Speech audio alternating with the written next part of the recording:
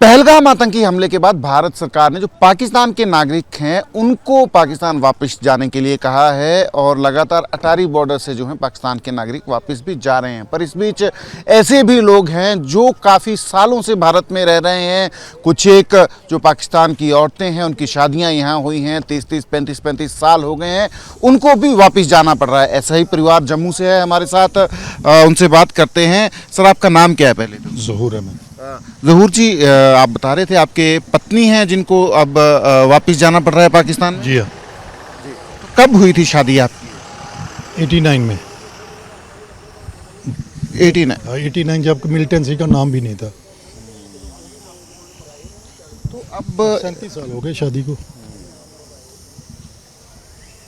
तो उस वक्त जब आपकी शादी हुई थी तो उस वक्त तो मिलिटेंसी नहीं, शुरुआत नहीं हुई थी कश्मीर में। Everything was normal. हम तो बिल्कुल नहीं था, कुछ पता नहीं था।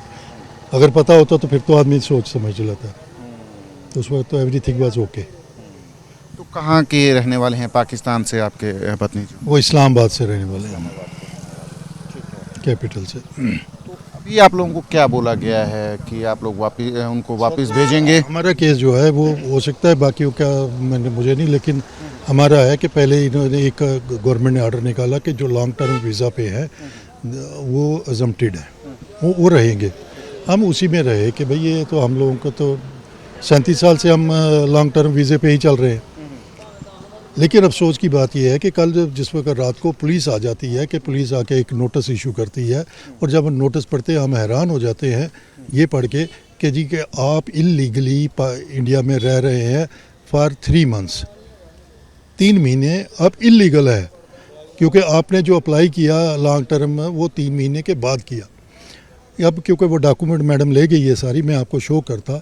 मैंने 4/1 को अप्लाई किया for renewal of year two year basis. अभी इसी साल सैटरडे 4/1/25 मैंने अप्लाई किया। मेरा जो एक्सपायर होना था वो होना था 13/1/25, विद इन टाइम कर दिया। अब जो नोटिस है उसमें लिख रहे हैं कि आपने अप्लाई किया 28/3/25 को। वो डेट कहाँ से आ गई? अब ये बताइए कि कंप्यूटर तो झूठ नहीं ना बोलते, उससे प्रिंट निकलते हैं ना।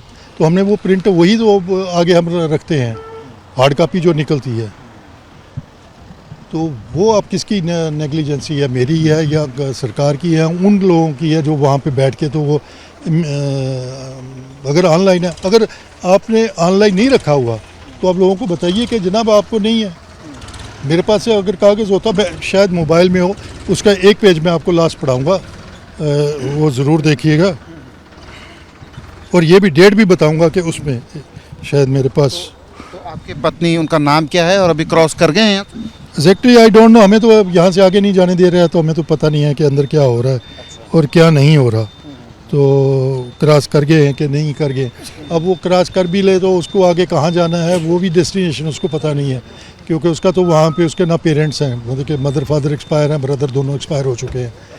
तो उनके जो बच्चे हैं वो फॉरेन में चले गए हुए हैं, तो nobody is there to look after. तो वो देखेगी कि अब वहाँ कैसा होगा। तो वो एक वो है। मैं आपको जी, आप निकालिए, तब तक मैं इनसे बात कर लेता हूँ। ये बेटे हैं उनके, आपका नाम क्या है? हुनैन। तो आपके मदर जो हैं उनको वापस जो है भेज दिया गया पाकिस्तान। अब क्या बोल सकते हैं? जैसे आपके पापा बता रहे थे कि 36 इयर्स हो गए हैं शादी को, उसके बाद अब आपके मदर को जाना पड़ रहा है। तो वहाँ तो जिस तरीके से बता रहे थे कोई है नहीं उनका जानने वाला वैसे तो। अब उनकी शादी से पहले ही मेरे नाना नानी की तो पहले ही डेथ हो गई थी। ब्रदर थे, उनकी भी डेथ हो गई हुई है, 2 ब्रदर्स की। अब अल्लाह मालूम कि कहाँ जाएंगे, क्या करेंगे। तो अल्टीमेटली आप लोगों को बताया क्या गया, जिससे पिछले कल आपको कन्वे किया गया कि वापस जाना है इन्होंने? क्या हुआ? J&K पुलिस आई थी, क्या था? बस परसों रात को पुलिस आई थी कोई 9:30 बजे। तो बोला कि बस कि आपको जाना होगा, आप इलीगली हो यहाँ पे। आपको 3 मंथ से आपने अप्लाई नहीं किया, जबकि अप्लाई भी किया था। तो आगे उन्होंने आगे फर्दर एक्शन नहीं लिया, ना उन्होंने वीज़ा एक्सटेंड किया, ना कुछ किया। तो बोला जाना है आपको बस। तो नेक्स्ट मंथ यहाँ ले आए, नेक्स्ट डे ही, मतलब कि नेक्स्ट डे यहाँ ले आए। हाँ, तो आप लोग कितने भाई बहन हैं? 2 हैं। सिस्टर है मेरी, वो बीमार है अभी बहुत ज़्यादा। तो आपको अपने मदर के बिना रहना पड़ेगा, जो हालात जो चल रहे हैं। बिल्कुल, अब क्या कर सकते हैं, बीमार हैं वो भी, मदर भी बीमार हैं। सर आप एक चीज़ बताइए हमें कि क्योंकि लॉन्ग टर्म वीज़ा था उनका, कोई लॉन्ग टर्म वीज़ा ही नहीं है, मैंने तो सिटीजनशिप ही अप्लाई की हुई है। अच्छा, 90 पूछने वाला था कि सिटीजनशिप की तरफ 96 में हमने सिटीजनशिप अप्लाई की हुई है, मेरे पास उसके सारे डॉक्यूमेंट्स हैं। पूरी गवर्नमेंट ने एक दूसरे को चिट्ठियां लिखी हुई हैं कि इसका सिटीजनशिप किया जाए, तो लेकिन नहीं मिली। हुआ क्यों नहीं? 96 ऑनवर्ड इतने सालों से आप सिटीजनशिप के लगे हैं। वो कहते हैं जी हमने चिट्ठी लिख दी है, आप होम डिपार्टमेंट जाइए। होम जाते हैं, वो कहते हैं जी आप दिल्ली वाले में से करिए। दिल्ली जाते हैं जी, वो कहते हैं चिट्ठी नहीं आई आपकी, आप वापस जाइए होम में। वो कहते हैं जी हमने चिट्ठी भेज दी है। तो सिस्टम ऐसे ही है जी।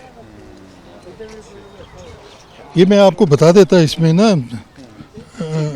तो मैं ये शो कर देता आपको कि हमने इतनी को भरा, तो जिम्मेदार कौन है अब इस सारी?